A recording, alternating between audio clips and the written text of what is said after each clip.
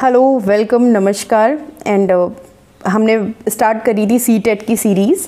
पहले भी आपको पहला हम वीडियो ऑलरेडी उसके लिए लॉन्च कर चुके हैं एंड फर्स्ट पार्ट था, अच्छा रिस्पॉन्स है और उसी के साथ स्टार्ट करते हैं आज का सेकंड पार्ट। हमने 30 क्वेश्चंस किए थे लास्ट पार्ट में और इस पार्ट में भी हम 2019 ईयर के सीटेट के प्रीवियस जो ईयर्स हैं उनकी सीरीज़ है ये। तो उसमें 30 क्वेश्चंस हम अब इस पार्ट में करेंगे। 61 to 90 क्वेश्चंस हम इसमें करेंगे। ओके, सो सबसे पहले उठाते हैं 61 number of question. What is known as the Costa Rica approach in the area of public health? Public health में जन स्वास्थ्य के लिए के क्षेत्र में कोस्टा रिका क्या चीज़ है? So the third point is not having an army to maintain to be able to spend more on public health. सैन्य बल ज़्यादा नहीं रखना, स्वास्थ्य जिससे कि स्वास्थ्य पे ज़्यादा खर्चा किया जा सके, इसी को कोस्टा रिका कहा गया है पब्लिक हेल्थ के लिए। Now come to the question number 62। In 1997, the Supreme Court in India formulated the Vishaka guidelines to protect women for sexual harassment. Sexual harassment के लिए 1997 में सुप्रीम कोर्ट ने कौन सी विशाखा गाइडलाइन जो चलाई थी वो किसके लिए थी, किस चीज़ से हरासमेंट, सेक्सुअल हरासमेंट बचाने के लिए थी? तो वो थी एट वर्क प्लेसेस, कार्यस्थलों पर, मतलब जो महिलाएं बाहर काम करती हैं और उनको उनके ऊपर किसी तरीके का हरासमेंट, सेक्सुअल हरासमेंट ना हो, इसके लिए विशाखा गाइडलाइन बनाई गई थी। आते हैं 63 क्वेश्चन पे। Who amongst the following appoints the governor of a state in India? So easy question is कि कौन अपॉइंट करता है गवर्नर को, स्टेट गवर्नर को इंडिया में? सो सेंट्रल गवर्नमेंट अपॉइंट करती है। Point number third is right. Now come to the 64 question number. Who among the following is not a rural administration officer? ये जो आपको 4 पॉइंट दिए गए हैं, patwari, municipal ward councillor, land record officer and lekhpal, इसमें से कौन ऐसा है जो रूरल एडमिनिस्ट्रेशन ऑफिसर नहीं है? So municipal ward councillor, point number 2 is correct. Now come to the 65 question number. What are the D.K. Basu guideline which were laid down by the Supreme Court of India? भारतीय उच्चतम न्यायालय के द्वारा DK. Basu जो थे उन्होंने क्या निर्देश दिए थे? So point number 4 is correct. Guidelines related to the procedure to be followed by police for arrest, detention and interrogation. मतलब कोई अगर किसी को गिरफ्तार किया जाता है, नज़रबंदी की जाती है या पूछताछ की जाती है पुलिस के द्वारा, तो उनका क्या प्रोसीजर है, किस तरीके से की जाएगी, इसकी गाइडलाइन दी थी डी.के. बासु जी ने। चलिए आ जाते हैं क्वेश्चन नंबर 66 पे। The forest rights act 2006 is in its title recognizes the rights of which categories? One अधिकार कानून 2006 अपने शीर्षक में कौन सी श्रेणी अधिकारों को स्वीकारता है? तो वो शेड्यूल्ड ट्राइब्स को अपनाता है। Okay, now come to the next one. Question number 67। An example of secondary sources, ये जो पॉइंट्स दिए गए इसमें से द्वितीय स्रोत क्या है आपका एग्जाम्पल का? सो द लास्ट पॉइंट है 4th number. Our past first NCERT text book in history for class 6। ये आपके क्लास 6 का क्वेश्चन है एक तरीके से। 68 question number. Consider the 2 statements below. ये 2 स्टेटमेंट दिए, इनमें से आप बताओ कौन से सही हैं, कथनों पे विचार करो आप। ओके, तो first A statement is examinations are artificial situation created for the convenience of the system and not for the individual learner. And the second is a shift of emphasis on testing competencies and away from the memory would reduce stress in social science classroom. So इसका answer है both statements A and B are true. Both statements A and B are true. So point number 2 is correct. Now question number 69. The main aim of a social science teacher should be. एक सामाजिक विज्ञान का जो teacher होता है उसका मुख्य उद्देश्य क्या होना चाहिए? To develop an awareness of connections between all elements and shape society. तो सभी तत्व जो समाज में हैं उनके बीच में संबंधों को बोध कराना एक सोशल साइंस के टीचर के लिए सबसे ज़रूरी चीज़ है। तो point number 2 is correct. Now come to the question number 70। The primary purpose of assessment in social science is. सामाजिक विज्ञान है, उसका आंकलन का मुख्य उद्देश्य क्या होना चाहिए, किस बेस पे आपको आंकलन करना चाहिए? To give learner feedback and setting stands standards for them to strive toward, मतलब शिक्षार्थी जो हैं, जो विद्यार्थी हैं, उनको प्रतिपुष्टि देना चाहिए कि आपने कैसा काम किया है, कैसा आपका जो रिस्पॉन्स है वो कैसा है। मानक स्थापित करना चाहिए, उनको एक स्टैंडर्ड वाइज उनको कैटेगराइज करना चाहिए जिनको पाने के लिए वो प्रयासरत रहें। मतलब उनको लगे कि अच्छा अभी हम थर्ड स्टैंडर्ड पे हैं, अच्छा अभी हमको फर्स्ट पे आना है, सेकंड पे आना है। तो ये एक बहुत ज़रूरी चीज़ है, पर्पस असेसमेंट है for the social science teachers के लिए और विद्यार्थियों के लिए, कैसे वो उनको इंकरेज करे। Now come to the question number 71। Films can be used as an effective pedagogic tool in the social science classroom because, फिल्मों से जो फिल्म है उनसे क्या फ़र्क पड़ता है, क्या प्रभाव पड़ता है शैक्षणिक जो उपकरण है उन पे। सो इसका आंसर है, पॉइंट्स हैं A, B and C is correct. So film can be bring the world into the classroom, वो पूरे वर्ल्ड को देख सकते हैं फिल्म के थ्रू, एक क्लासरूम के अंदर ही। Film inspire us with the power to discovering the unseen and unheard context, वो ऐसी चीज़ें बच्चे सुन सकते हैं, देख सकते हैं फिल्मों के द्वारा जिनके बारे में उन्होंने कभी सोचा भी नहीं है। And the third is films bring stories, voices, images that in life may be for removed from us, मतलब वो उनसे हम दूर नहीं हो सकते कहानियों से। जैसे कोई कहानी सुन ली, हम उसको कभी भूलते नहीं हैं कुछ कहानियों को, तो इस तरीके से हम रिलेट करते हैं। और सो A, B, C is correct. उसके अकॉर्डिंग फर्स्ट पॉइंट जो है वो हमारा करेक्ट ऑप्शन हो जाएगा A, B, C। Now come to the point number question number 72। Which of the following statements is correct in the context of using map in a classroom, मतलब अगर आप map use करते हैं classroom में तो इसमें से कौन सा आपका जो पॉइंट है वो सही होना चाहिए। सो A सही है, like point A, map is a socio political construct. Only A point आपका करेक्ट है, जिससे मानचित्र जो है वो एक आपको सोशियो लेवल पे और पॉलिटिकल लेवल पे आपको एक बनाता है, कंस्ट्रक्ट बनाता है कि हाँ ये हमारा मानचित्र है, मैप है, हम इतने एरिया में रहते हैं, इस तरीके की जो माइंड मैपिंग है वो आपकी करता है। Now come to the question number 73। In an effort to connect learning with learners life the social science teachers need to, शिक्षार्थियों को जीवन के अधिगम से जोड़ने के लिए सामाजिक विज्ञान के शिक्षक को क्या करना चाहिए, ठीक है।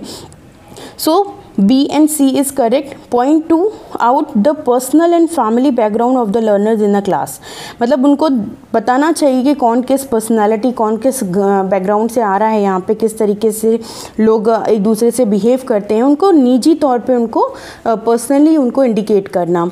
और the second is give learners opportunity to share their examples and experience in a class, और उसके बाद उनको अपने अनुभवों को, जैसे वो कहीं घूमने गए हैं, ज्योग्राफी में सब बहुत मेन होता है कि वो कहीं हिल स्टेशन पे गए हैं, कोस्टल एरियाज़ में गए हैं, तो वो अपने एक्सपीरियंसेस को वहाँ पे शेयर करें जिससे और भी बच्चे उनको सुन के अपनी चीज़ों को समझ सकें। सो इसका आंसर होगा B and C are correct, point number 3। Okay, now come to the 74 point.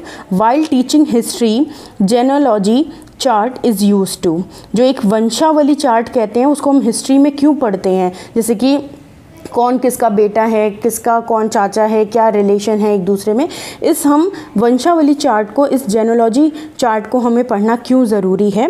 So answer will be A, B, C are correct. A, B, C are correct, मतलब जो 3 फर्स्ट पॉइंट हैं ये आपके करेक्ट हैं। तो इस तरीके के आंसर्स हमें मिलते हैं, इस वजह से हमें जेनोलॉजी चार्ट पढ़ना ज़रूरी होता है। सो 74 का आंसर है A, B, C are correct, तो first point is correct. Now come to the 75 question. What adaptations in a teaching learning process should a social science teacher make while engaging with learners who are visually challenged? ऐसे लोग जो देख नहीं सकते, दृष्टिबाधित होते हैं, उनके लिए कैसे चैलेंजेस होते हैं, उनको कैसे पूरा करना चाहिए। सो A, C, D only, B नहीं है, गलत है। Use a variety of visually appealing worksheets, ऐसे चीज़ों को हम क्यों देंगे जब वो देख ही नहीं सकते हैं, तो हम आकर्षक दृश्यों को उनको दिखा तो सकते नहीं हैं। So B is wrong and A, C, D are correct, so answer will be second. Now come to the question number 76. Consider the statements on project method in social science teaching. आप project विधि का कैसे consider करेंगे उसके लिए बताएं। तो A, B and D are correct. Point number 3 is correct. Now come to the question number 77. A social science teacher willing to inquire enquire with a constructivist perspective would view the learners as।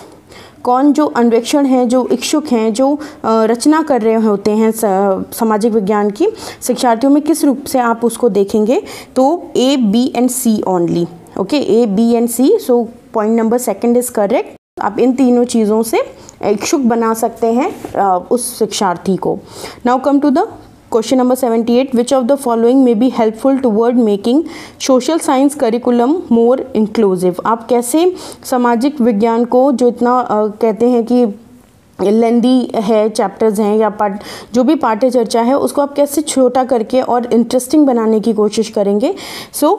इसका answer होगा A and C only, point number 2। 79 question पे आते हैं। Why should students learn to be critical. विद्यार्थियों को विवेचनात्मक होना क्यों सिखाना चाहिए? उनको अपनी बुद्धि से सोचने वाला क्यों बनाना चाहिए?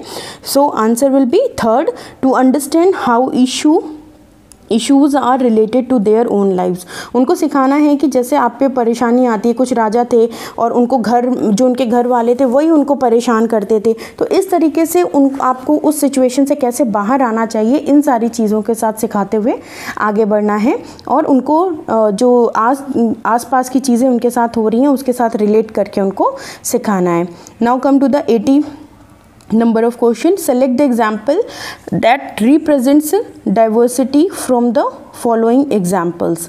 So answer will be fourth, Paritosh known good Bangla whereas Suchita speaks Hindi। मतलब आप विविधता किससे दर्शा सकते हैं कि एक परितोष है जो बंगला बोलता है और दूसरी तरफ जो सुचिता है वो हिंदी बोलती है, तो ये क्या है? ये विविधता है। Next 81 question, a social science excursion trip in a school involved a visit to Zairo, Bombia, Namdapha National Park, Tuang and Lesang village. On which medium could you ask the student to mark the 2 states they had visited? So there is answer point number 3, Arunachal Pradesh and Manipur on a map.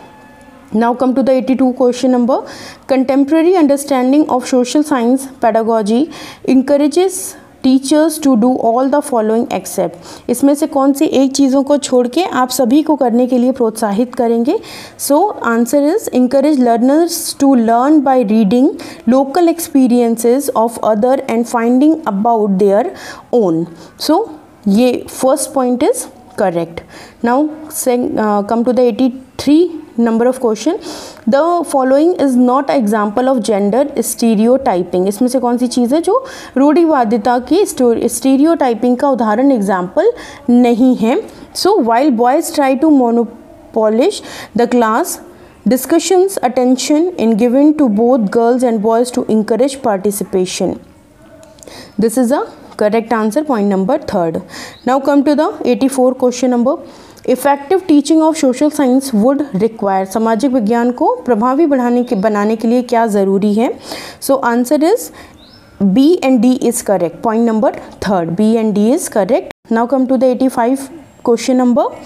Sensitivity और social justice in a classroom can be encouraged by. सामाजिक न्याय कैसे बढ़ाया जा सकता है, encourage किया जा सकता है? सो A, B and C is correct. A, okay. B and C is correct. Point number 2nd is correct. Now come to the next 86.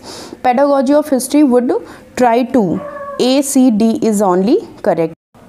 मतलब क्वेश्चन पूछा है इतिहास शिक्षा जो शास्त्र क्या चीज़ों का प्रयास करेगा, तो इतिहास किस चीज़ का प्रयास करता है? निर्माण स्रोतों का, वो निरंतरता बदलाव के खोज उसमें बताता है और जो डिफरेंट कम्युनिटीज़ के जो थॉट्स होते हैं वो भी उनको बताता है। Now come to the question number 87. The right to pollution free air has been recognized as part of which particular fundamental right in India? So second point is right, life, जीवन का। 88 question number. Who coined the phrase unity in diversity to describe India? Jawaharlal Nehru. Point number 1 is correct. Now 89 question. How many members in Lok Sabha are nominated and not elected? Nominated करके आते हैं, जो हमारे president हैं वो nominate करते हैं. सो 2 मेंबर्स होते हैं. Point number 3 will be correct answer. And the last question of this session, this video is, in 2006 the form of government in Nepal changed from monarchy to, मतलब नेपाल की जो सरकार है वो 2006 में राजतंत्र से किस रूप में बदल गई। सो point number 3 is correct, democracy, लोकतंत्र में। मतलब 2006 में जो नेपाल था उसने उन्होंने भी राजतंत्र मोनार्की को ख़त्म करके डेमोक्रेसी को अपना लिया था। सो ये कंप्लीट होते हैं हमारे 30 क्वेश्चन 61 to 90। आई होप समझ में आए होंगे, बार बार रिपीट करिए। एंड देन प्रीवियस ईयर का हमारा जो पहला सेशन है वो कंप्लीट होता है 2019 का, जिससे कि हमारा फर्स्ट ईयर कंप्लीट। अब हम नेक्स्ट वीडियो में बात करेंगे 2018 के प्रीवियस पेपर की। ओके, तब तक के लिए बाय, गुड बाय, और पढ़ते रहिए। मिलते हैं अपने नेक्स्ट वीडियो में, तब तक के लिए बाय बाय।